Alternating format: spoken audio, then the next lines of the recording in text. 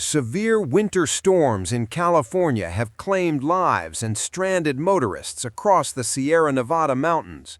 Authorities report that 8 backcountry skiers have died in an avalanche near Castle Peak, northwest of Lake Tahoe, while one remains missing. The California Highway Patrol assisted numerous motorists trapped along Interstate 80, particularly near Camp Spalding in Placer County.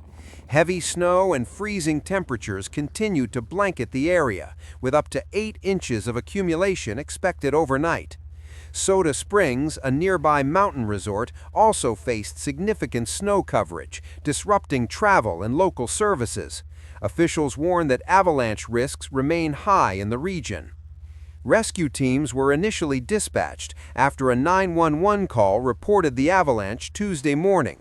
6 skiers were found alive, with survivors helping locate 3 of the victims. The mission has since shifted from rescue to recovery, as heavy snowfall hampers operations. This deadly avalanche is the worst in the U.S. since 1981, when 11 climbers died on Mount Rainier, Washington.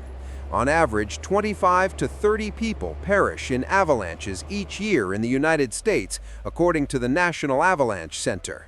Authorities continue to monitor the Sierra Nevada mountains, urging locals and visitors to exercise extreme caution as snowstorms persist and additional avalanches remain possible.